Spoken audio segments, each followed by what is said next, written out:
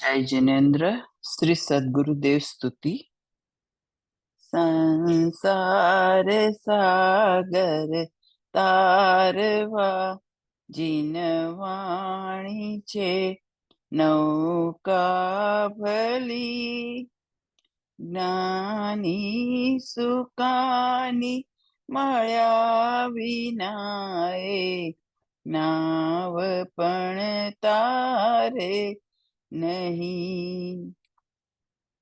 આ કાળમાં શુદ્ધાત્મ જ્ઞાની સુકાની બહુ બહુ દોહલો મુજે પુણ્ય રાશિ ફળ્યો અહો ગુરુ કહાને તું નાવિક મળ્યો।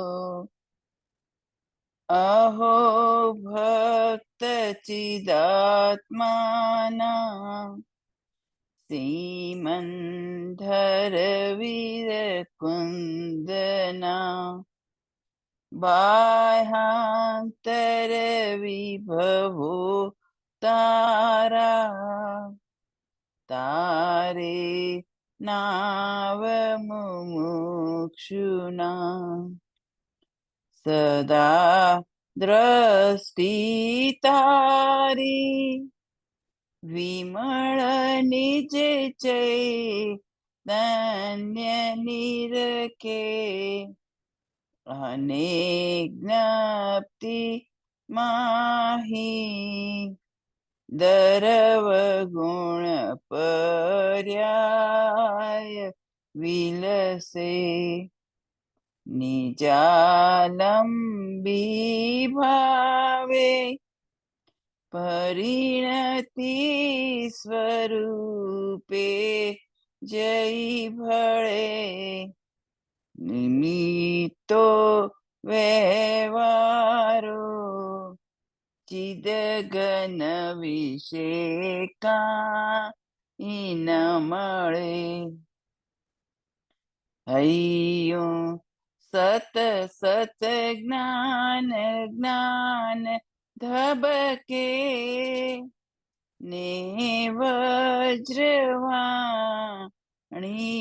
छूटे जे वज्रे सुमुक्षु सत्व झळके परद्रव्य ना तो तूटे राग द्वेष रुचे न जंप न वळे भावेन्द्रिमा अंशमा टंकोत्कीर्ण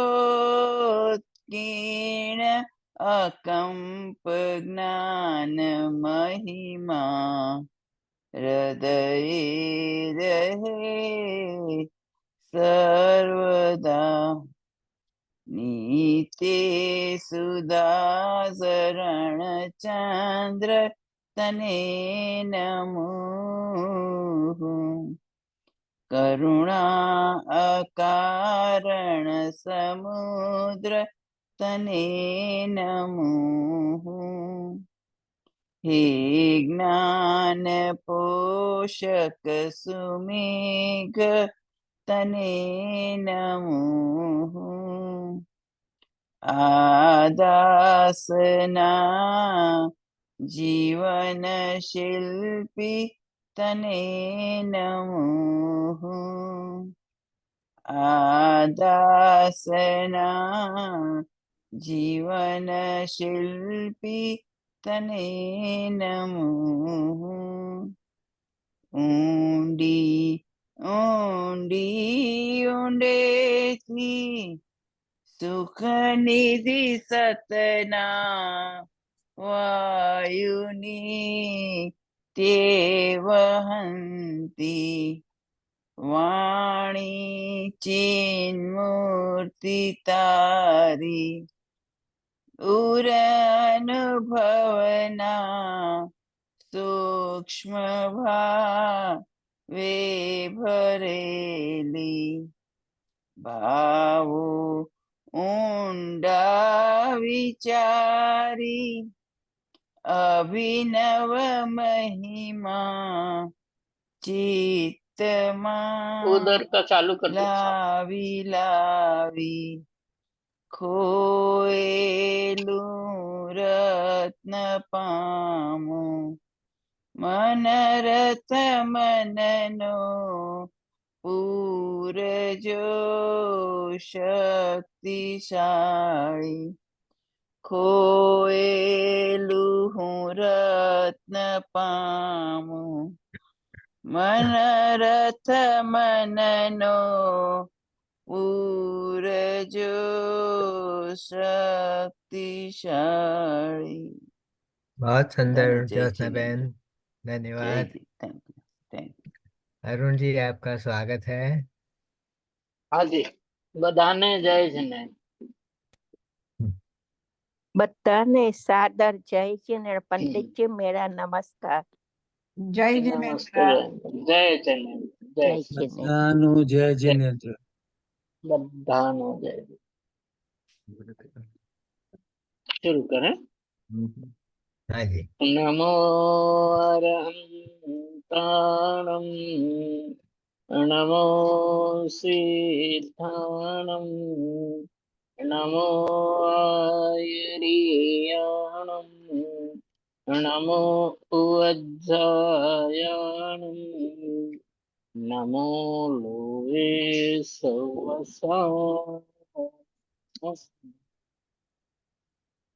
वन्दे तु सौवसिद्धे ध्रुवमचलमणोवमङ्गलिं तत्ते ओच्छामि समयपाहुडे नमो सुध केवली वनिदं नमः समय साराय सानुभूत्या च कासते स्वभावाय भावाय सर्वभावान्तरस्थिते अनन्तधर्मणस्तत्त्वम् पश्यन्ति प्रत्यगात्मनः अनेकान्तमयी मूर्तिर् नित्यमेव प्रकाशताम् निसंग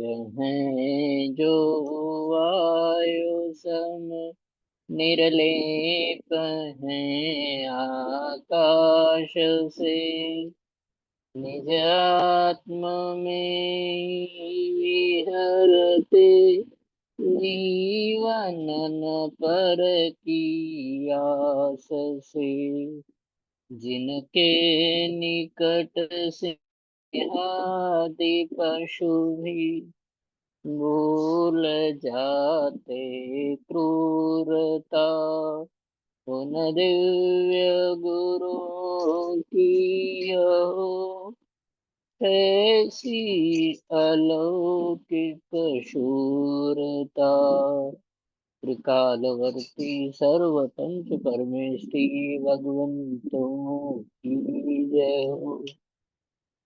त्रिकालवर्ती सर्व अकृत्रिम कृत्रिम चैत्य चैत्यालयों की जय हो। त्रिकालवर्तिनी नित्य बोधिनी द्वादशांगमयी जनवाणी माता की जय हो।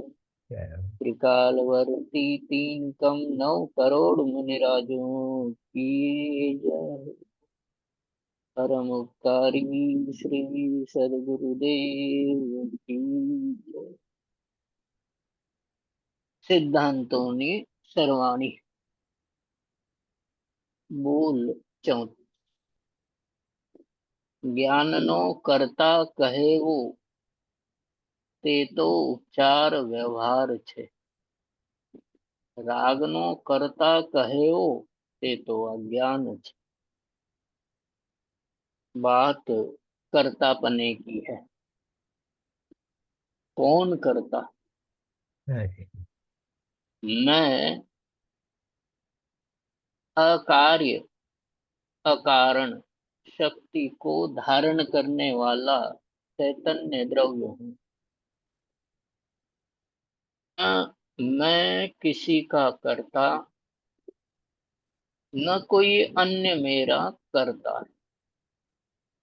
मेरा कोई अन्य करता नहीं, मैं किसी का करता नहीं। मेरा कोई कर्म नहीं, मैं किसी का कर्म नहीं। ये अकार्य कारणत्व शक्ति जीव को समझाती कि प्रत्येक जीव द्रव्य में, प्रत्येक पदार्थ में अकार्य कारणत्व शक्ति पाई जाती। बात जीव की नहीं है, बात पुद्गल की भी नहीं है, सभी की बात है। कि विश्व की व्यवस्था की बात है कि विश्व की व्यवस्था में कोई किसी का कर्ता नहीं और कोई किसी का कर्म नहीं। जीव द्रव्य अकार्य है, किसी कोई उसका कर्ता नहीं, और वो कर्म रहित अर्थात स्वयं किसी का कर्ता नहीं है। ये अकार्य कारणत्व शक्ति की बात। यहाँ ज्ञान को कर्ता कहे, ये उपचार है, व्यवहार है। और राग को कर्ता कहना ये तो अज्ञान है। ज्ञान कर्ता नहीं है, ज्ञान तो केवल जानता है, और ज्ञान का स्वभाव है इसलिए वो जानता है। श्रद्धा गुण का स्वभाव है श्रद्धान करना। चारित्र गुण का स्वभाव है लीन होना।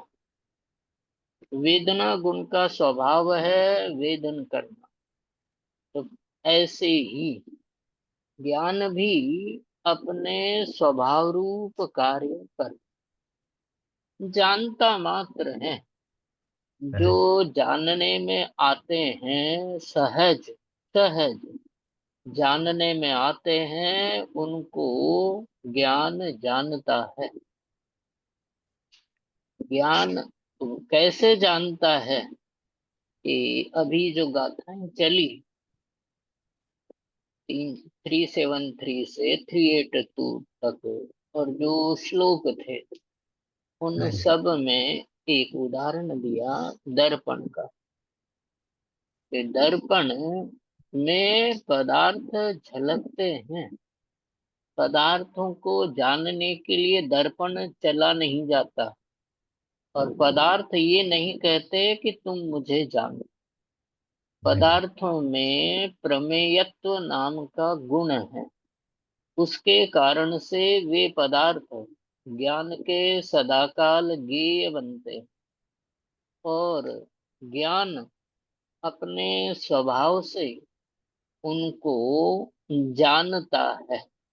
वो झलकते हैं, ये झलकना उनका स्वभाव है। जीव जानता है, ये जानना इसका स्वभाव। न वो द्रव्य ज्ञान में आते हैं, न ज्ञान उनको जानने के लिए जाता है। सब अपनी अपनी जगह रहते हैं और अपने अपने स्वभाव के अनुसार कार्य करते हैं। तो ज्ञान में झलकना ये कोई कर्तापने का लक्षण नहीं है। ज्ञान में पदार्थों का झलकना ये तो उसके स्वभाव का कार्य है, उससे कोई कर्तापना नहीं होता। हाँ जी। जैसे टोडरमल जी के उदाहरण के अनुसार विचार करें तो बैलगाड़ी अपने आप चल रही और कुत्ता भी नीचे अपने आप चल रहा है। अब कुत्ता ये माने कि मैं गाड़ी चलाता हूँ, तो ये उसका अज्ञान है। ऐसे ही जीव किसी भी परमाणु मात्र का भी अपनी पर्यायों का भी कर्ता नहीं। जानता सबको है, कर्ता किसी का नहीं। ये सिद्धांत यहाँ समझ। ज्ञान जानता सबको है, लेकिन कर्ता किसी का नहीं है, ये सिद्धांत है। और ज्ञान को कर्ता कहना ये व्यवहार है, उपचार है। ज्ञान किसी का कर्ता होता तो उपचार का उस पर आरोप नहीं आता। वो उपचार है, व्यवहार है। कि ज्ञान को कर्ता कहना ये सिद्धांत नहीं है, व्यवहार है, उपचार है। व्यवहार से कहा जाता है कि मैंने जाना। ये बात सभी जगह लगा लेना। सभी जगह लगाने से मतलब ये है कि हम जिनवाणी को जानते हैं, या मैं जिनवाणी को जानता हूँ, मुझे जिनवाणी का ज्ञान है। ये भी एक तरीके का अज्ञान है, क्योंकि जो पदार्थ जिस समय ज्ञान में जानने में आना है, वो पदार्थ ज्ञान का विषय बनता है। अब ज्ञान का विषय बनाने में भी कर्तापना नहीं है। समझ में आ गई बात? कि मैंने उपयोग इस समय समय सार ग्रंथ में या सिद्धांतों के सर्वाणी नाम के बोलों में लगाया है, इसलिए मैं जान रहा हूँ। ये सर्व विशुद्ध अधिकार के विषय का अपमान है। पानी ने पानी को अग्नि ने गर्म किया, तो ये पानी की वैभाविक शक्ति का अपमान है। प्रभु पकड़ में आ रही है बात? हाँ, वो स्वयं से गर्म हुई पानी, और पर का जो आरोप देना, ये गड़बड़ है, आरोप अपमान है, अपमान है। उन कैसे कि वैभाविक शक्ति का अपमान है। कि पानी का स्वभाव शीतल रूप रहना और गर्म होना, ये उसमें पाई जाने वाली वैभाविक नाम की शक्ति है। पंचाध्यायी में इसका वर्णन थोड़ा आता। पंचाध्यायी में 530, 31, 32 गाथाओं में ये वर्णन कि जीव और पुद्गल दो द्रव्यों में वैभाविक शक्ति रहे, और उस वैभाविक शक्ति का कार्य विभाव रूप परिणमन करना है संसार दशा में, और स्वभाव रूप परिणमन करना है साधक दशा में आंशिक रूप से, और सिद्ध दशा में पूर्ण रूप से। तो पानी को अग्नि ने गर्म किया, ये पानी में रहने वाली वैभाविक शक्ति का अपमान है। उस काल में पानी अपनी वैभाविक शक्ति के कारण से विभाव रूप परिणमन करता है, और आरोप अग्नि पर आता। समझ में आ गई बात? आरोप अग्नि पर आता है। ऐसे ही ज्ञान में ज्ञेय उसके स्वभाव के कारण से झलकते हैं, उपयोग देने के कारण से नहीं झलकते। और ये व्यवस्था क्रमबद्ध है कि ज्ञान की ये व्यवस्था भी क्रमबद्ध है, क्योंकि जिस समय जो वस्तु ज्ञान का विषय बननी है, ये भी क्रमबद्ध है। और साथ में वो ज्ञान में कब तक रहेगा विषय, ये भी क्रमबद्ध है। पहले याद था, अब भूल गए। पहले याद होता था, अब याद नहीं होता। तो पहले याद था, अब भूल गए, ये भी क्रमबद्ध है। उपयोग में तो जीव बढ़ा चढ़ा करके बातें करता कि मैंने इतना उपयोग लगाया। अब उपयोग लगाया जानने के लिए, यहाँ तो तेरी कर्ता बुद्धि चल जाती है, लेकिन उसको टिका के रखना, धारणा में रखना तुम्हारे हाथ में है ये नहीं है। वो भी क्रमबद्ध, मतलब निर्भर होना चाहिए ज्ञान की ओर से भी। ज्ञान की जो प्रक्रिया है सहज है, जितना जानने में आता है वो सहज है, धारणा में रहता है वो भी सहज है, क्रमबद्ध है। जीव को ज्ञान की इस लीला को समझ लेना चाहिए। यहाँ सिद्धांत की बात करते हैं, ये ज्ञान जानता है, ये उसका स्वभाव है, और वो किसी का कर्ता नहीं, ये सिद्धांत है। ज्ञान भी, मतलब ज्ञान का भी जीव कर्ता नहीं है, ये कर्ता कर्म अधिकार का निचोड़, सारांश, कंक्लूजन है। ये पूरे कर्ता कर्म अधिकार ये वास्तव में जीव तो ज्ञान का भी कर्ता नहीं। पंडित जी, ज्ञान भी ज्ञाता शब्द भी उपचार है कि ज्ञाता शब्द ज्ञाता निश्चय है? ज्ञाता शब्द जो जीव को कहा जाता है, ये स्वभाव की अपेक्षा से कहा जाता है। वो जानता है इसलिए ज्ञाता है, ये उपचार है। ज्ञाता उसका स्वभाव है, इसलिए ज्ञाता कहना वो तो यथार्थ है। और जानता है इसलिए वो ज्ञाता है, ये उपचार है। दोबारा ए- हाँ जी, ज्ञान जीव का स्वभाव है ना। तो जो स्वभाव है, वो स्वभाव सदाकाल रहता है, एक रूप रहता है, कभी विकारी नहीं होता है। ज्ञान जानना, उसको जानने वाला कहना, ये उपचार है। क्योंकि मोह राग द्वेष के कारण से जीव का ज्ञान भी अज्ञान बन जाता है। उस काल में स्वभाव या ज्ञातापना वो अज्ञान रूप नहीं, क्योंकि वो उसका स्वभाव है। तो जानने के कारण से ज्ञाता कहो, तो जिस काल में वो अज्ञानी है, अज्ञान रूप उसकी पर्याय कही जाती है, उस काल में उसको ज्ञाता न कह करके अज्ञाता या अज्ञानी ज्ञाता कहना पड़ेगा। प्रभु पकड़ में आ गई बात। पर्याय में जो परिणमन होता है, उसके कारण से जीव को ज्ञाता कहना, ये उपचार है। और सामान्य ज्ञान की अपेक्षा, कारण ज्ञायक परमात्मा की अपेक्षा से उसको ज्ञाता कहना, इसलिए छठी गाथा की रचना हुई। ये जो प्रमत्त नहीं, अप्रमत्त नहीं, ज्ञायक है, सदा काल ज्ञायक है, इसलिए वह शुद्ध था, शुद्ध है, शुद्ध ही रहता है। यदि वो पर्याय रूप स्वभाव में आ जाए, मतलब ज्ञान जीव का लक्षण है, ज्ञान जीव का स्वभाव है। लेकिन प्रभु ध्यान रखना यहाँ कि जो ज्ञान पर्याय में पाया जाता है, वो उसका स्वभाव नहीं। पर्याय में जो ज्ञान पाया जाता है, वो तो क्षणिक है, और स्वभाव कभी क्षणिक नहीं होता। प्रभु पकड़ में आ गई बात तर्क से।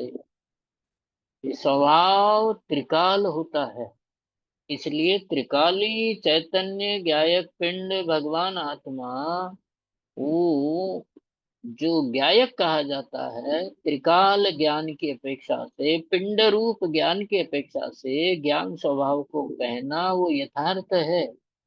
और पर्याय रूप ज्ञान के कारण से कहना, ये उपचार है।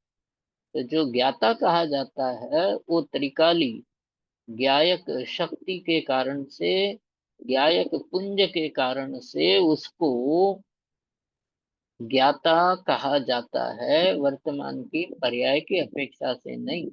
ये उदाहरण से ऐसा समझ सकते हैं कि पानी का शीतल स्वभाव त्रैकालिक स्वभाव की अपेक्षा से कहा जाता है। जिस समय पानी गर्म है, उस काल में भी शीतल स्वभाव गर्म पानी में विद्यमान है, जिसके कारण से वह पानी शीतल भी होता है।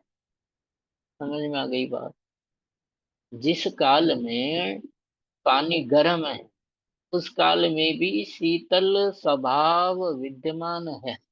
बहुत ऐसे ही जिस बहुत काल सुंदर। में, हाँ जी, जिस काल में जीव अज्ञान रूप मिथ्या ज्ञान रूप परिणमन करता है, उस काल में भी उसका ज्ञाता स्वभाव शुद्ध पने से अंतरंग में सदाकाल विराजमान रहे। अनादिकाल से विषय कषाय रूप, अज्ञान रूप, मोह राग द्वेष रूप इसका ज्ञान बन जाता है। तो ज्ञान को मोही रागी द्वेषी करना कहना ये भी उपचार है। ज्ञान स्वयं ही उस काल में अज्ञान रूप परिणमित हुआ है, इसलिए ज्ञान को अज्ञान कहना, कर्ता कहना, ज्ञान को किसी भी प्रकार से अन्य रूप से संसार का कारण कहना, ये सब उपचार है। लेकिन मूल बात जो भाई जी का प्रश्न है कि ज्ञान पर्याय, उस ज्ञान पर्याय में जो ज्ञान है, मतलब ये भ्रम है जीवों का, स्वाध्यायी लोगों का भी ये भ्रम है कि जानता है देखता है, जानता है देखता है, जानता है देखता है, पर्याय पर दृष्टि रख करके कहते हैं कि पर्याय में जो जानना होता है वही जीव का स्वभाव है। प्रभु बात ये नहीं। तो वो तो उपचार है। पर्याय में जो जानना देखना है उसको जीव का स्वभाव कहना ये उपचार है। ज्ञान को कर्ता कहना, जैसे इस बोल के अनुसार कहा गया, वो उपचार है। वैसे ही पर्याय रूप ज्ञान के द्वारा जीव का ज्ञान स्वभाव कहना वो भी उपचार है। स्वभाव कभी विकार को प्राप्त नहीं होता है, और पर्याय का ज्ञान तो मोह राग द्वेष मिथ्यात्व के कारण से अज्ञान को प्राप्त होता है। तो स्वभाव यदि पर्याय वाला हो तो अज्ञान रूप नहीं हो कभी भी। तो वो तर्क पकड़ में आते जा रहे हैं, है ना। तो पर्याय का ज्ञान तो अज्ञान भी बन जाता है। पर्याय का ज्ञान क्षणिक है, वो त्रिकाल नहीं है, विभाव रूप भी होता है। तो पर्याय का जो क्षोभम ज्ञान है वही जीव का विभाव है। त्रिकालीय चैतन्य ज्ञायक पिंड वो जीव का शाश्वत स्वभाव है, और वही स्वभाव वास्तव में स्वभाव है। लेकिन बच्चों को पढ़ाते हैं तो वो उतना सीख जाते हैं। ऐसे ही 45 साल की मुमुक्षु भी बालक ही है। हम्म। यदि वो पर्याय जानना देखना, जानना देखना जीव की पर्याय दृष्टि होने से पर्याय में जो जानना देखना होता है उसी को स्वभाव मानता है। बराबर। पहला इंप्रेशन यही पड़ता पंडित जी एक प्रश्न है यहाँ पर है। इस बोल में, बोल नंबर 35 में स्व पर प्रकाशक को किस तरह से लेने का। अभी तो 35 आएगा ना। और थोड़ी अच्छा। 34 चल रहा है। हाँ चलो 34 में ले लेते हैं, तो उसको किस तरह से लेंगे। स्व और पर प्रकाशक एक पदार्थ की अपेक्षा से होता है और एक अस्ति नास्ति की अपेक्षा से होता है। हम्म। कि जो त्रिकाल चैतन्य द्रव्य है, एक रूप रहने वाला ज्ञायक शुद्ध चैतन्य दृष्टि का विषय ज्ञायक परमात्मा है, वो पिंड रूप ज्ञायक परमात्मा ही मैं हूँ। बाकी वो जो जानने में आ रहा है उसके अलावा अन्य विश्व में जितने भी हैं वो मैं नहीं हूँ। ऐसे अस्ति नास्ति वाला स्वपर प्रकाशक अनुभव की दशा में प्रकट होता। लालचंद भाई का एक बोल है कि खरेखर भेद विज्ञान तो अनुभूति के काल में ही प्रकट हो। ये गाथा 48 द्रव्य संग्रह की है कि जिसमें, हाँ जी, जिसमें ये बताया कि ध्यान के काल में मोक्ष मार्ग प्रकट होता है। बात समझ में आ गई हाँ जी। कि, हाँ जी, एक यहाँ आप थोड़ा सूक्ष्म न हो तो ऐसा समझ सकते हैं कि ये ध्यान क्या चीज है। कि ज्ञान का अपने आप में अपने षटकारक से किसी एक पदार्थ को विषय बनाए बिना मात्र एकाग्र हो जाना वही ध्यान है। ध्यान में पर पदार्थ ने क्या किया? त्रिकाली ध्रुव चैतन्य आत्मा ने भी कुछ नहीं किया, तो पर पदार्थ और कर्म आदि ने तो किया ही क्या है। ज्ञान की इतनी स्वतंत्र परिणति समझ में आ जाए कि ज्ञान भी अपने आप एकाग्र होता है। मुझे नमोकार मंत्र की धर्म ध्यान के लिए आवश्यकता नहीं, मेरा ज्ञान सहज ही एकाग्र हो जाता है, चाहे एक अक्षर पर हो चाहे पूरे नमोकार मंत्र पर हो। ज्ञान मेरा जब एकाग्र होता है तो ध्यान कहलाता है। इसमें विषय का कोई लेना देना नहीं। समझ में आ गई बात? तो जैसे ये विषय थोड़ा सूक्ष्म तो नहीं है आप लोगों के साध्यायों के लिए, तो क्या सूक्ष्म कि ये तो सब नमोकार मंत्र हैं, भगवान की प्रतिमा है, सिद्ध का ध्यान है, ये तो सब उपचार है। जो भी कार्य होता है वो अपने ज्ञान में ही होता है, और वो एकाग्रता का कार्य ज्ञान में, ज्ञान के कारण से षटकार से ज्ञान में ही होता है। तो जैसे विषय को वो जानने के कारण से धर्म ध्यान कहना ये भी उपचार है। अरे पर द्रव्य को जानते हुए शुक्ल ज्ञान होता है, तो बात निर्मलता की वहां कही गई है पर्याय में, तो निर्मलता उसकी बात कही गई। बात ये नहीं है कि स्व को जानते हैं क्या पर को जानते हैं। जितने काल ये जीव निर्विकार रहता है, उतने काल वीतरागता रहती है, उतने काल ध्यान कहलाता है। चाहे स्व को जाने चाहे पर को जाने, राग रहित, विकार रहित, लिशा रहित, कषाय रहित ज्ञान होता है। मतलब उस काल में यदि ये नहीं होते हैं तो उस काल के ज्ञान को ध्यान कहते हैं। ऐसे ही मुझे अपने आप को जानो चाहे पर को जानो, ज्ञान यदि निर्विकार है, स्व का और पर का यथार्थ भेद ज्ञान करता है, तो वहां पर उस भेद ज्ञान में ही स्वपर प्रकाशक पना छिपा हो। स्व को जानना और पर को जानना, स्व को जानना और पर को पर जानना, ये तो सब उपचार मात्र है। अपने आप में स्थिर रहना ये भी स्वपर प्रकाशक पना है। आप बताओ एक बात कि जब ज्ञान त्रिकाली ध्रुव चैतन्य आत्मा की अनुभूति करता है तो वहां पर है क्या कुछ? कि वहां तो ज्ञान अपने स्वभाव में त्रिकाली चैतन्य ज्ञायक भगवान आत्मा में एकाग्र हुआ है, उपयोग भी वही है, ज्ञान तन्मय भी वही है, एकाग्र वही है। उस काल में ज्ञान का स्वपर प्रकाशकपना कहाँ गया? बात समझ में आ गई? पर को जानते समय स्व को जानता है, ये भी उपचार है। वास्तव में जीव स्व को ही जानता है, ज्ञान पर्याय भी स्व को ही जानता है। और वहां स्वपर प्रकाशकपना कैसे? अनुभूति के काल में स्वपर प्रकाशकपना कैसे? ज्ञान त्रिकाली शुद्ध चैतन्य आत्मा की अनुभूति करता है, उस काल में वही स्व है, उसके अलावा जितने भी गेय ज्ञान में हैं, होते हैं या थे पहले, वो सब पर है। तो इतना अस्ति नास्ति की अपेक्षा से स्वपर प्रकाशकपना अनुभूति के काल में पाया जाता। स्व को जानना और पर को जानना तो स्थूल व्यवहार है। पर को जानते समय स्व को जानता है ऐसा कहना, और उसके आधार पर स्व पर प्रकाशक कहना। वो जो 159 नंबर की जो गाथा है ना, नियम सार, बड़ी सुंदर गाथा, बहुत अच्छी। उसमें ये बताया कि वास्तव में सिद्ध परमात्मा तो अपने त्रिकाली चैतन्य स्वभाव में लीन रहते हैं। उनके ज्ञान की जो पर्याय है उस काल की, वो इतनी स्वच्छ है कि उसमें तीनों लोकालोक अपने आप झलकते हैं। अब वो जो झलकते हैं वो तो ज्ञान का स्वभाव है ना? तो वो ज्ञान का स्वभाव कैसा, उसको बताने के लिए स्व पर प्रकाशक शब्द का यहाँ निर्माण हुआ है।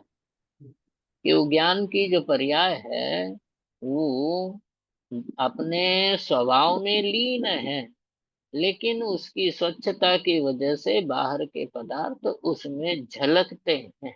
जैसे पहले एक पद्म पुराण में प्रसंग आता है कि सीता के गर्भ में लव और कुश थे। तो सीता के ऐसी इच्छा होती थी कि दर्पण की बजाय अपना चेहरा तलवार की चमक में वो देखने की इच्छा करती। मतलब उस समय तलवार इतनी चमकदार होती थी, इतनी प्लेन होती थी, इतनी शाइनिंग वाली वैसी होती थी।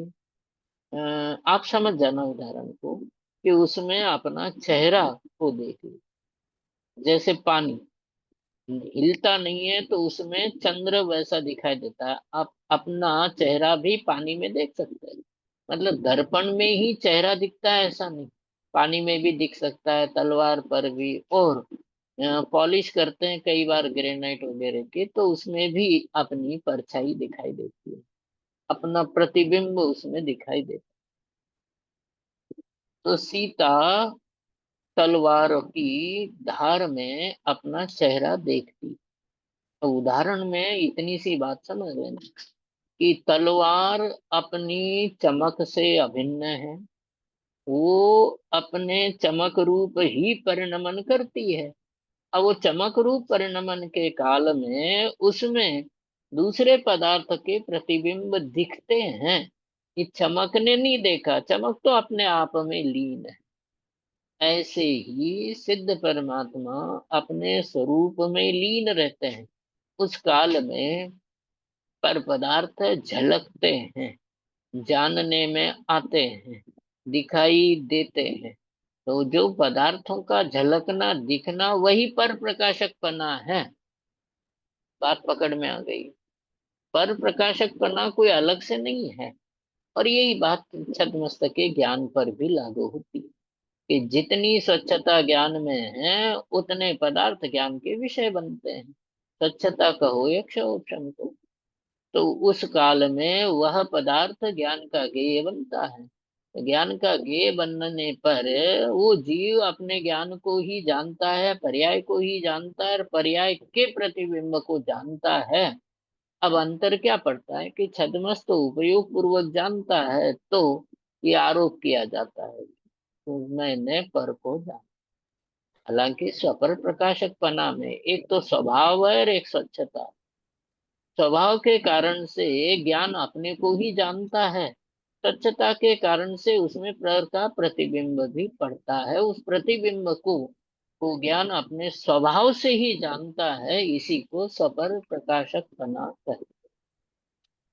तो दिक्कत वहां आती है कि स्व को जानता है कि पर को जानता है।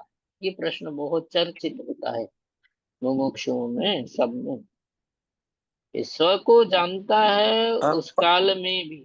हाँ जी पंडित जी, ये जो 34वां बॉल है, मैं 2-4 मिनट लेट ज्वाइन हुआ, हाँ। तो मुझे ये होवा और थवा में, एक में स्वभाव और दूसरे में पर्याय है, मतलब शक्ति और पर्याय है। स्वभाव ये स्वभाव हाँ शक्ति रूप हुआ, विभाव पर्याय रूप हुआ, हाँ ऐसा है क्या? क्योंकि होवा होवा और थवा शब्द में जो फर्क है, हो सकना हिंदी में क्या कहेंगे? हो सकता है और विवाह हो रहा है, ऐसा कहें, कैसे कहेंगे? हिंदी के शब्द बताओ मुझे। हिंदी के शब्द ये हैं कि ज्ञान सामान्य पर्याय में, सामान्य ज्ञान रूप पर्याय वो यहाँ पर होवापने से लेनी, और उसमें जो उपाधि है वो थवापने लेनी। जैसे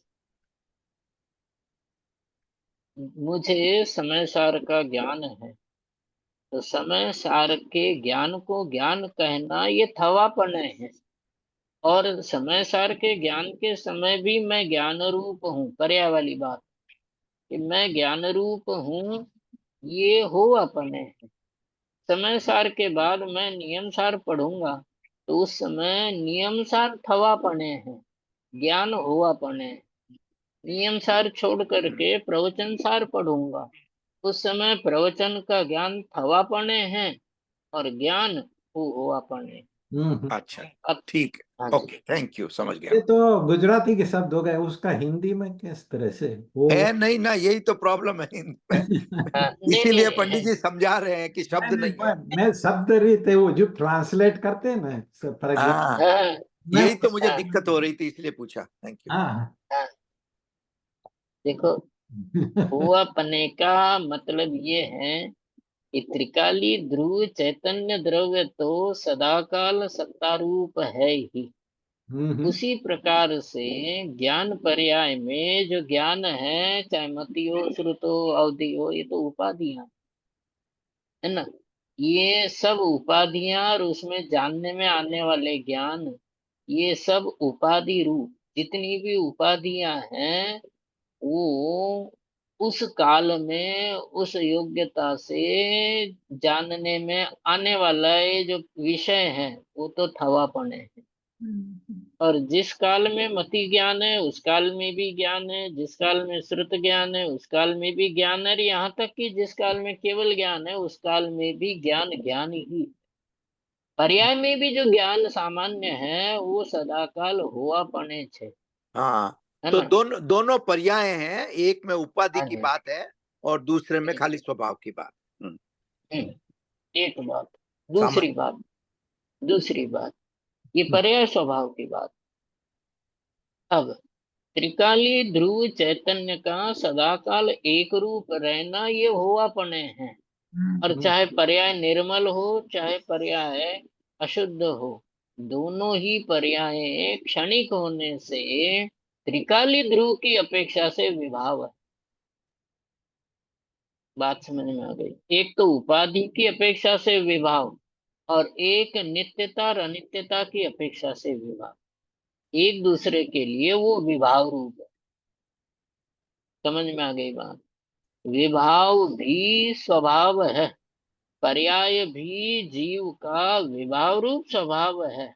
और त्रिकाली ध्रुव का सदाकाल एक रूप रहना वो स्वभाव रूप स्वभाव है। कहने का मतलब पर्याय में चाहे विचार ये नहीं करना कि क्षणिकता और नित्यता, दोनों में क्षणिकता और नित्यता में परस्पर देखो, और पर्याय में स्वभाव और विभाव देखो तो पर्याय अपने आप में विभाव ही है त्रिकाली ध्रुव की अपेक्षा। क्योंकि त्रिकाली ध्रुव नित्य है, पर्याय अनित्य है। तो जो विभाव है वो विभाव भी, बात समझ में आ गई। विभाव जो पर्याय में है, पर्याय त्रिकाली द्रव्य में तो विभाव होता ही नहीं। पर्याय में के दो भेद, मतलब ऐसे आप चार्ट बना लीजिए। पदार्थ का एक पार्ट है त्रिकाली ध्रुव द्रव्य, दूसरा पार्ट है पर्याय। तो पर्याय के दो भेद, स्वभाव और विभाव। त्रिकाली ध्रुव द्रव्य का एक ही पार्ट बनेगा, वो स्वभाव। अब समझ में आ गई। तो जो पर्याय में विभाव है वो उपाधि है, और मति ज्ञान, श्रुत ज्ञान, अवधि ज्ञान, मनोपर्य ज्ञान, केवल ज्ञान ये विभाव में चले जाएंगे। और ज्ञान सामान्य ज्ञान ज्ञान ज्ञान ज्ञान जो पर्याय में है, जिसको द्रव्य कहते हैं, वो द्रव्य वो पर्याय का स्वभाव है। बात समझ में आ गई। इस स्वभाव हुआ पने छे और विभाव थवा पने छे, है ना। तो अगला बोल चल रहा था आज कि ज्ञान को कर्ता कहना। 35 पंडित जी, हाँ जी। पंडित जी मुझे थोड़ा एक प्रपोजल है। हम्म, जब भी कोई भी बोल चले ना, तो हम आपको जितना भी टाइम मांगता है ना, हम देंगे आपको। आप पूरा वो आपका विश्लेषण बता दीजिए वो बोल पर। बाद बाद हम्म, में बोलना कि अभी आपका कहना पूरा हो गया है, फिर हम सवाल करेंगे। अभी क्या हम्म, होता है कि आप करते हो, फिर हम लोग बीच में हम्म, सवाल करते हैं, फिर सवाल में से सवाल हम्म, में से सवाल में हम लोग बहुत बाहर चले जाते हैं। और कभी कभी तो हम्म, इरेलेवेंट सवाल भी आते हैं। तो अभी आप, आलोकाकाश में। हाँ, तो आप आपका हम्म, सवाल, आपका पूरा विश्लेषण बता दीजिए वो बोर्ड के ऊपर, फिर आप बताइए। हम्म, फिर हम थोड़ा टाइम रखेंगे प्रश्नोत्तर के लिए। और प्रश्नोत्तर should be relevant to the question और the board, not anything else if possible. तो अपन आगे बढ़ेंगे और थोड़ा ज्यादा समझ में आएगा। लेकिन अभी क्या होता है कि इस बीच में सवाल आते हैं, कभी कभी वो सवाल रेलेवेंट होते हैं, कभी नहीं रेलेवेंट होते हैं, और फिर आगे गाड़ी चलती नहीं है बराबर। ऐसा मुझे हम्म, मेरा मेरा प्रपोजल है। हम्म, बहुत अच्छा प्रपोजल है रजनी भाई। हम अंतिम के 10 मिनट And hey, इसके लिए after पाँच each minute bowl, 10 minute yeah, after each bowl, we will give time for the question relevant to that particular bowl. After देखो every bowl. बहुत अच्छा है। दोबारा शुरू करते हैं।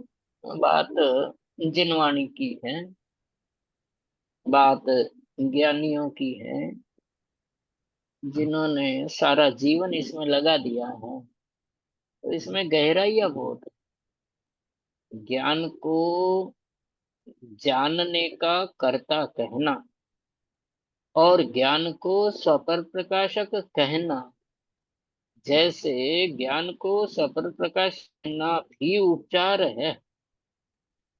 ज्ञान से पूछो कि क्या तुम स्वपर प्रकाशक हो, तो कहता भाई स्व पर प्रकाशक बनना तुम्हारी भाषा होगी, मेरा काम तो जानना जानना जानना। अब जिसका जो स्वभाव है, लोक व्यवहार में कहते हैं ना कि साहब आप थैंक यू बोलते हैं आपके अमेरिका में, बार बार जगह कितनी बार मैं मना करता हूँ, फिर भी वो भानुबेन प्रश्न करेगी, कोई बात बताएगी, फिर थैंक यू कहेगी। अब ऐसे वो मेरा स्वभाव हो गया है पंडित जी। तो लोक व्यवहार में जिसका जो काम है ना, उसको कहें कि भाई थैंक यू। तो यहाँ इंडिया में तो कहते हैं कि भाई इसमें थैंक यू कोई बात नहीं, ये तो मेरा काम है। ऐसे ही ज्ञान से पूछा कि क्या तुम पर को जानते हो, कि बोले मुझे स्व और पर कुछ नहीं पता, मेरा काम तो जानना जानना जानना। जिसको तुम ज्ञान में पर देखते हो, वो भी मेरा ज्ञान स्वभाव ही है। जिसको तुम स कहते हैं वो मुझे नहीं पता, मेरा तो वो आश्रय रूप पदार्थ है, उसको मैं जानता हूँ। अब मोक्ष मार्ग और संसार मार्ग ये चरणानुयोग की भाषाएं हैं कि आत्मा को जानने से मोक्ष मार्ग प्रकट होता है, पर को जानने से जीव संसार में भटकता है। चरणानुयोग की भाषा अध्यात्म में आई हुई है। वास्तव में शुद्ध आगम तो ये है कि जानना जानना जानना जानना जानना, ये तो ज्ञान का कार्य है। जैसे श्रद्धा का कार्य श्रद्धान करना है, चारित्र का कार्य लीन होना है, वैसे ही ज्ञान अपना कार्य करता है। अब कार्य करने वाले को स्वभाव के अनुरूप कार्य करता है तो उसको कर्ता कहते हैं। तो ये कर्ता कहते हैं, ये उपचार है। वो भी विभाव रूप कार्य कह रहे है ना। जैसे माँ बेटे को खाना खिलाती है, खाता है तो कहती है राजा बेटा है ना, और खाए नहीं तो कहते गधाई, खाता ही नहीं, कितना कहते हैं। तो ऐसे ही ज्ञान ज्ञान रूप कार्य करता है, स्वभाव रूप कार्य करता है। स्वभाव क्या, ये ज्ञान पर्याय में कोई थर्मामीटर नहीं है। त्रिकाली चैतन्य ज्ञायक भगवान आत्मा जैसा निरपेक्ष है, वैसी ज्ञान पर्याय पर से निरपेक्ष होकर के जानने का कार्य करती है। तो उस ज्ञान पर्याय को स्वभाव रूप कार्य करने वाली पर्याय कहते। त्रिकाली ध्रुव चैतन्य वो बंध और मोक्ष से रहित है। ऐसे ही ज्ञान पर्याय में चारित्र गुण का प्रभाव न हो, मतलब बंध और मोक्ष की भावना न हो और मात्र जानना जानना हो, तो वो ज्ञान गुण का स्वभाव रूप कार्य है। ज्ञान का जो स्वभाव रूप कार्य है वो स्वभाव रूप कार्य करता है। दर्शन गुण अपने स्वभाव रूप कार्य करता है। लोक व्यवहार में चतुर होते हैं लोग, जिसका घर रेलवे के पास होता है, रेलवे स्टेशन के पास होता है, तो गाड़ियां हमेशा आती है जाती है। पहली बार जाने वाले को वहां नींद नहीं आएगी, लेकिन वो अपने आप को समझाता है कि भैया ये तो गाड़ियां आती जाती है, तुझे यदि सोना है तो इन पर ध्यान नहीं देना होगा।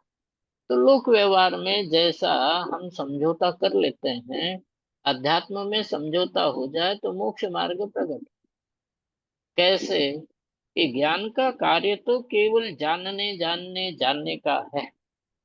जानने का कार्य करे उसको थैंक यू कौन बोले।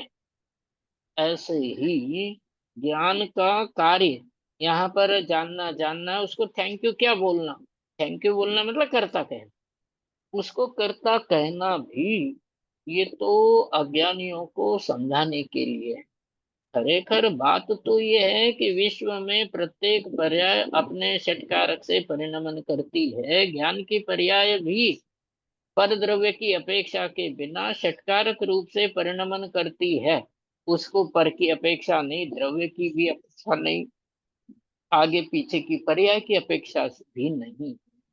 अब एक बात बताओ कि जिस ज्ञान गुण की पर्याय को पर की अपेक्षा नहीं है, उस ज्ञान गुण की पर्याय को उस ज्ञान का कर्ता कहना उपचार नहीं तो और क्या है। तर्क समझ में आ गया कि प्रत्येक पर्याय प्रति समय की अपने आप परिणमन करती है। वो स्वभाव रूप है कि विभाव रूप है, स्वपर प्रकाशक है कि मात्र स्व प्रकाशक है। ये ज्ञान से कहता है कि भैया मुझे ये इतनी पढ़ाई हुई नहीं मेरी, मुझे नहीं पता स्वपर प्रकाशक क्या है ना। उसको तो ये पता है कि मेरा काम तो केवल जानना जानना जानना जानना जानना है ना। जीव पढ़ करके भी अज्ञानी क्यों रहता है? कि पढ़ करके अज्ञानी इसलिए नहीं है कि उसने नहीं पढ़ा है, पढ़ने का अपने आप को कर्ता माना है, ये उसका अज्ञान है। बात समझ में आ गई कि वो जानता नहीं है समय सार को इसलिए अज्ञानी है, ऐसा नहीं।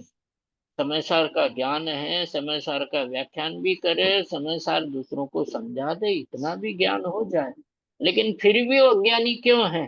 कि उस ज्ञान का अपने आप को कर्ता मानता है, इसलिए वो अज्ञानी। नहीं जानता है इसलिए अज्ञानी है, ऐसा नहीं। प्रभु बात पकड़ में आ रही है धीरे धीरे। जो जीव समय सार की गाथाओं को, किसी भी ग्रंथ की गाथाओं को, गाथाओं के अर्थों को नहीं जानता है इसलिए अज्ञानी है, ये तभी तक है जब तक वो नहीं जानता है। शोषम ज्ञान में वो ज्ञान प्रकट हो गया तो उसको फिर भी अज्ञानी कहा जाता है। हाँ, कुंद कुंद आदि आचार्य अज्ञानी कहेंगे। कब कहेंगे? कि जब यह जीव जानता देखता हुआ भी कि प्रत्येक द्रव्य की पर्याय स्वतंत्र है, ज्ञान की पर्याय भी स्वतंत्र है, उसका ज्ञेय भी स्वतंत्र है। वो ज्ञान के पर्याय अपने पर्याय स्वभाव के कारण से जो विषय बनते हैं उनको वो जानती है। अब उसको उसको इतना जानते हुए भी मैं ज्ञान का करता हूं, मैंने सारी गाथाएं याद की है, ऐसा कहना ये सब उपचार है। और वास्तव में ये उपचार अज्ञान ही है, क्योंकि कभी ये जीव निश्चय के द्वारा अपने अज्ञान को छिपाता है और कभी उपचार के द्वारा अज्ञान को छिपाता है। निमित्त के कारण से कभी कर्ता बनता है तो कभी उपादान रूप शक्ति को न पहचान करके मात्र उपादान शक्ति का वर्णन करके अज्ञानी होता है। नहीं है ये बात। जो जीव द्रव्य स्वभाव को नहीं जानते, देखो, ये जीव व्यवहार के अभाव के कारण से अज्ञानी नहीं है, ये जीव व्यवहार में लीन होने से, व्यवहार का पक्ष लेने से अज्ञानी। निश्चय के ज्ञान के अभाव में अज्ञानी नहीं है, निश्चय का पक्ष नहीं लेने से अज्ञानी है। बात समझ में आ गई? दोनों ही तरफ अज्ञान ही नाचता है, अज्ञान ही दौड़ता है। राग का पक्ष करे तो अज्ञान है। एक बात आती है ऐसी, प्लाटन भाई के बोलों में आई है, उसको दूसरी भाषा में बताता हूं कि जो राग का विकल्प पक्ष है वो सम्यक दर्शन में रोधक है, और राग का विकल्प वो चारित्र में बाधक है। बात समझ में आ गई? राग का पक्ष ये सम्यक दर्शन में बाधक है, और राग का विकल्प वो चारित्र में बाधक है। राग का पक्ष होने से चाहे शुभ राग हो चाहे अशुभ राग हो, शुभ राग अशुभ राग दोनों ही संसार के कारण है, ऐसा नहीं। अशुभ राग के काल में भी अशुभ राग का पक्ष न हो तो जीव मोक्ष मार्गी, और शुभ राग के काल में शुभ राग का पक्ष हो तो जीव संसार मार्गी। 28 मूल गुणों का निरतिचार पालन करने वाले द्रव्यलिंगी मुनि भी शुभ राग के अभाव में संसारी नहीं है, या साधक पने का अभाव उनके नहीं है, बल्कि बाहर में निरतिचार पालन करने पर भी अंतरंग में, अभिप्राय में, वासना में शुभ राग का पक्ष किसी कोने में बैठा हुआ रहता है। जैसे एक कोने में रखा हुआ दीपक सारे कमरे को प्रकाशित करता है। दीपक मतलब आप लोग अपनी भाषा में लाइट समझ लो, हम भी लाइट समझ, ट्यूबलाइट या बल्ब जो भी। तो ऐसे ही द्रव्यलिंगी मुनिराज के शुभ राग रूपी कमरे में वो पक्ष रूपी दीपक जलता रहता है, और उस पक्ष रूपी दीपक की वजह से सारा का सारा शुभ राग जो साधक दशा उसका अतिक्रमण करता हुआ संसार दशा में प्रवेश करा। तो जैसे एक कोने का दीपक कमरे को प्रकाशित करता है, ऐसे ही एक कोने का सिद्धांत वाला ज्ञान शुभ अशुभ दोनों से दूर होकर के उनके पक्ष का अभाव करता हुआ मोक्ष मार्ग को स्थापित करता है जीव को। लेकिन राग का पक्ष एक कोने में बैठा हुआ द्रव्यलिंगी मुनि को संसार में ही घुमाता है। ये बात द्रव्यलिंगी की नहीं, द्रव्य मुमुक्षुओं की भी है। समय सार पढ़ करके समय सार का पक्ष नहीं होना चाहिए, समय सार का तो अनुभव होना चाहिए। तो समय सार पढ़ करके समय सार का अनुभव क्यों नहीं होता है? ये समय सार का पक्ष है, इसलिए समय सार का अनुभव नहीं होता है। जो बाहर में ग्रंथ रखा है उसका पक्ष हो, उसके ज्ञान का पक्ष हो, तो जीव कितने ही करोड़ों वर्ष तक भी पढ़ता रहे तो सम्यक दर्शन नहीं होता है। समय सार पढ़ करके समय सार रूप जो त्रिकाली चैतन्य ज्ञाय भगवान आत्मा है उसी का पक्ष परिणामों में निरंतर चिंतन में निरंतर बना रहे, और वो विकल्प भी केवल अस्थिरता की वजह से रहे, पुरुषार्थ तो सारा अनुभूति के लिए लगे, तो जीव को सम्यक दर्शन होता है। ये विधि है, प्रक्रिया है। तो जान करके भी अज्ञानी होता है जीव। ये समय सार को जब तक नहीं पढ़ा था तब तक समय सार का अज्ञान था। अब समय सार पढ़ लिया तो समय सार के ज्ञान का अज्ञान रहता है। ये समय सार के ज्ञान का अज्ञान क्या कि मैं इस ज्ञान का करता हूं, ये अज्ञान है। बात समझ में आ गई? मतलब वाक्यों में बोलों में गहराई बहुत होती। ज्ञान को कर्ता कहना उपचार है, वो कहने के लिए है, समझाने के लिए है। अब एक बात बताओ रजनी भाई, कि हम ज्ञान का व्यवहार करने के लिए समय सार पढ़ रहे हैं या ज्ञान का अनुभव करने के लिए ज्ञान प्राप्त कर रहे हैं? तो ज्ञान का व्यवहार करना ये तो अज्ञानियों के लिए है। कि ऐसा कहा जाता है कि ज्ञान जानता है, ज्ञान ज्ञान का करता है, कोई किसी का दर कर्ता शब्द तो दो के बीच में होता है। स्वभाव में कभी कर्ता पने का प्रश्न नहीं होता है। कि अग्नि उष्ण है तो क्या अग्नि उष्णता की करता है? अरे वो तो स्वभाव है उसका, उसको कर्ता कहना ये तो उपचार है।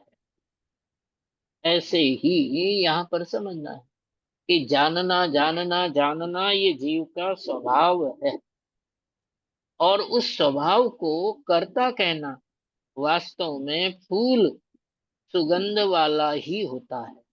हिंदी भाषा पकड़ में आती है, समझ में आती होगी कि फूल सुगंध वाला ही होता है।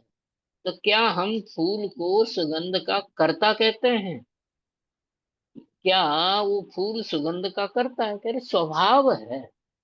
ऐसे ही जानना ये तो जीव का स्वभाव है। जो पर्याय वाले ज्ञान की बात है यहाँ पर, कि पर्याय वाला ज्ञान जानने का स्वभाव है, जानना दिखना जीव का स्वभाव है, ये पर्याय की बात है। ज्ञान का कर्ता कहना अर्थात स्वभाव का जीव को कर्ता कहना, ये तो सब सारे ही कथन उपचार वाले हैं। क्योंकि कोई भी पदार्थ अपने स्वभाव का कर्ता नहीं होता, वो स्वभाव स्वभाव स्वभाव ही होता है। मजेदारी की बात देखो कि ज्ञान गुण की जो पर्याय हैं वो सदाकाल स्वभाव रूप जानने जानने। आपने कभी देखा कि अज्ञान में ज्ञान ने श्रद्धा का कार्य कर दिया है ना? श्रद्धा ने ज्ञान का कार्य कुछ नहीं है। ज्ञान अज्ञान जो है वो भी अज्ञान में भी ज्ञान दिखाई देगा, अश्रद्धान में भी श्रद्धान शब्द तो लगा हुआ है कि नहीं है? नहीं है ये बात। जैसे कम वक्त, वक्त शब्द तो वहां जो एडजेक्टिव है उसको हटा दो, अज्ञान भी ज्ञान है, हटा दीजिए, है ना, अचारित्र में भी चारित्र है, तो मिथ्या ज्ञान में भी ज्ञान शब्द का तो प्रयोग हो ही रहा है ना, कि जो अज्ञान है उस अज्ञान में भी ज्ञान छिपा हुआ है, मतलब स्वभाव सदाकाल विद्यमान ही रहता है, चाहे द्रव्य हो चाहे पर्याय हो। अब वो जो स्वभाव है उस स्वभाव को कर्ता कहना, ये बड़ी बात। ज्ञान को कर्ता कहना, छोड़ो ज्ञान की बात, विश्व में कोई भी पर्याय कभी किसी की कर्ता नहीं होती, और वो पर्याय किसी का कर्म नहीं होती। मतलब पर्याय को न कर्ता कहा जा सकता है न पर्याय को कर्म कहा जा सकता है। क्यों? कि स्वामी जी कहते हैं कि जो शक्ति होती है वो द्रव्य में, गुण में और पर्याय में, आपने भी सुना है, कई बार सुना हो, कि जो शक्ति होती है वो द्रव्य में, गुण में, पर्याय में, तीनों में व्याप्त होती है। तो अकार्य कारणत्व शक्ति पर्याय में व्याप्त है कि नहीं? तो पर्याय में भी है, तो पर्याय किसी का करता है कि नहीं है? ज्ञान गुण की पर्याय किसी की करता है कि नहीं है? ज्ञान की कर्ता क्या है? तो स्वभाव रूप परिणमन को कर्ता कहा गया है, तो वो उपचार है। स्वभाव रूप परिणमन तो स्वभाव रूप परिणमन ही होता है। बात समझ में आ गई? अगला आधा बोल हो गया ये, आगे रागनो कर्ता कहे वो ते तो अज्ञान छे, है ना। पर द्रव्य के ज्ञान को, है, पर द्रव्य के ज्ञान को कर्ता कहना वो तो उपचार है, और पर द्रव्य का या अपनी पर्यायों का राग का होना, ये राग का कर्ता कहना वो तो अज्ञान ही है। मतलब स्वभाव रूप पर्याय के परिणमन को कहना उपचार है, विभाव रूप पर्याय को कर्ता कहना तो उपचार भी नहीं है, वो तो अज्ञान। बात समझ में आ गई?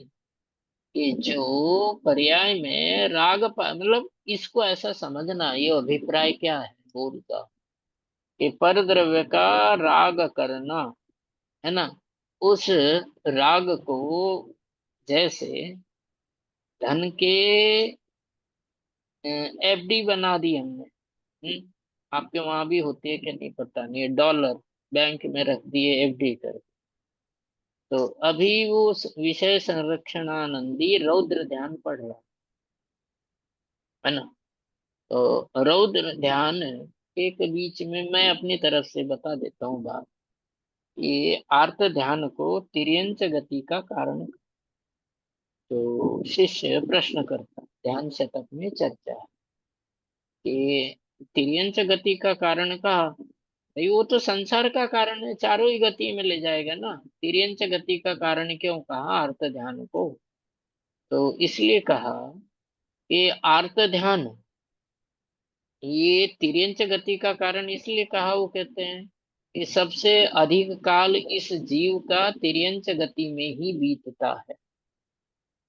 64 नंबर का पेज है मोक्षांत प्रकाश, उसमें ये बताया, जो पत्थर है या कोई चीज है, वो जमीन पर तो चाहे जितने समय रख लो, लेकिन उसको ऊपर उछालोगे तो बहुत कम समय के लिए, कि जैसे पत्थर जमीन पर कितने ही काल रहता है, बिना पृथ्वी के थोड़े काल रहता है, ऐसे ही यह जीव एकेंद्रीय पर्याय में ही सदा काल रहता है, त्रस पर्याय में तो थोड़े काल रहता है।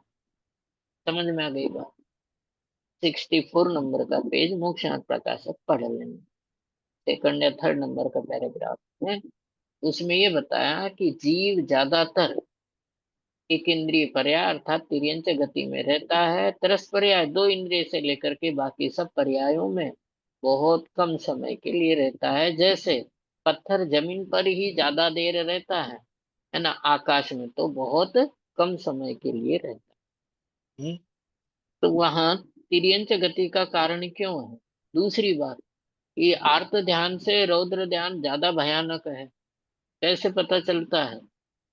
वो पढ़ने में आ रहा है, इसलिए विषय आ गया अभी, कि आर्त ध्यान में जैसे चोरी करने वाला जो आर्त ध्यान है, रौद्र ध्यान है, वो रौद्र ध्यान आर्त ध्यान से ज्यादा खतरनाक है। बोले कैसे?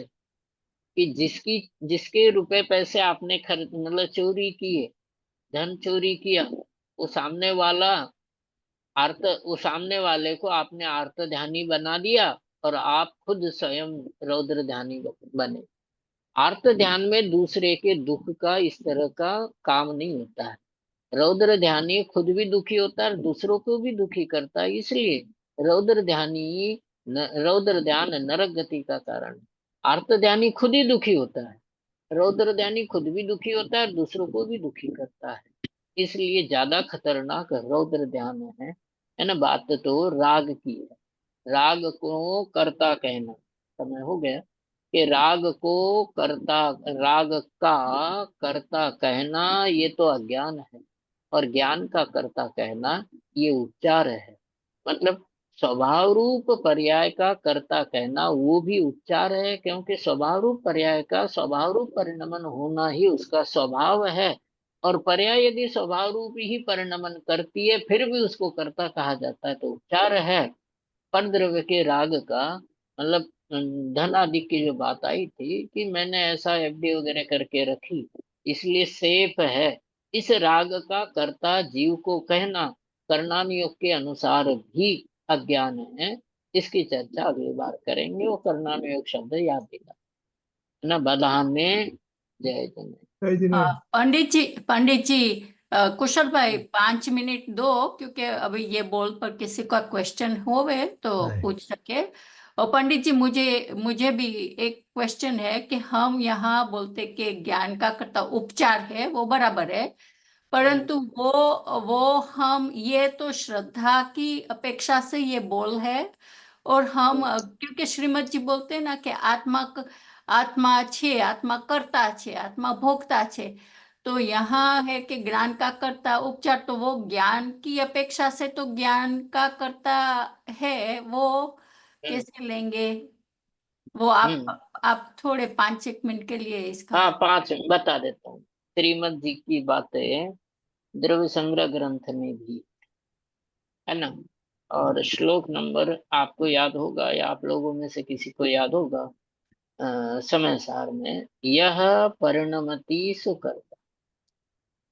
हाँ, परिणामी जो करता।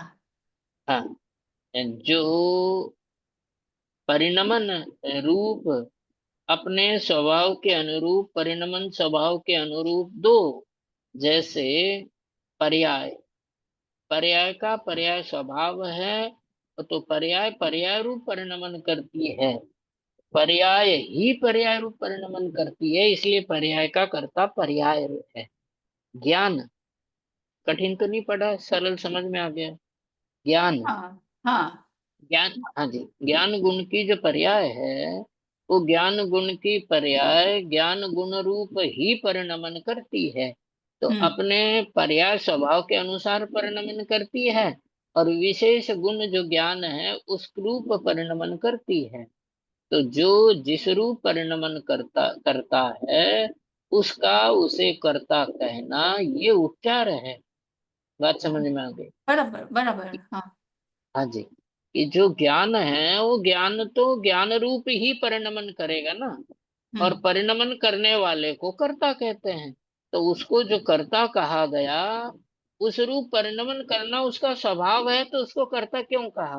भले खरे खर तो वो कर्ता है नहीं, और उसको कर्ता कहना ये भी उपचार ही है, क्योंकि जो परिणमन करता है वो परिणमन, तो उसको परिणमन करने वाले को परिणमित होता है, इसलिए उसको कर्ता कहते हैं। यह परिणमति सकर, कि जो ज्ञान है वो ज्ञान पर्याय ज्ञान रूप ही परिणम, मिट्टी के पर्याय मिट्टी रूप ही परिणमन करती है।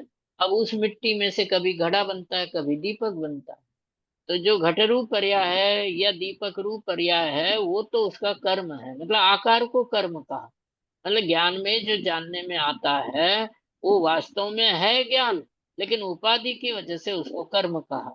ऐसे ही ज्ञान रूप पर्याय में ज्ञान रूप परिणमन होता है, तो ये उस परिणमन की वजह से उसको कर्ता कहा, क्योंकि हमने डेफिनेशन बना ली है कि जो परिणमन करता है वो करता है, जिस रूप परिणमन करता है वो रूप उसका कर्म है। ज्ञान गुण ज्ञान रूप परिणमन करता है तो ज्ञान गुण ज्ञान का करता है, और मति ज्ञान ये उसका कर्म है।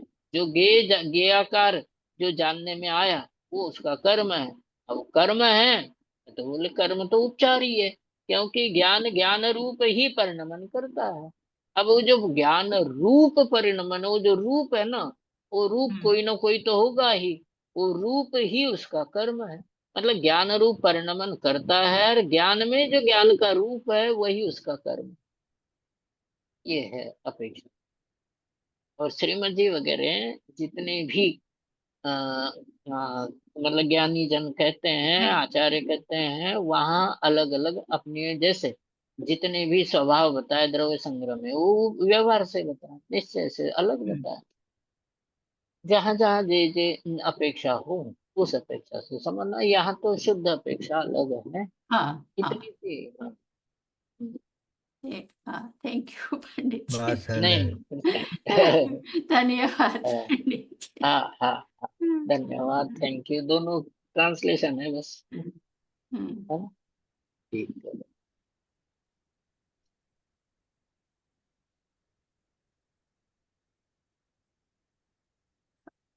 और किसी को क्वेश्चन हो के तो पूछ सकते। कुशल भाई क्या है आपका कुछ टाइम?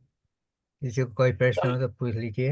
अभी ये है अपने, हम 2-4 मिनट लगा सकते हैं, नहीं तो हम अभी दूसरे हाँ, नेक्स्ट होगा ना आपका? नेक्स्ट प्रोग्राम पर जाते हैं हम। हम्म। अरे,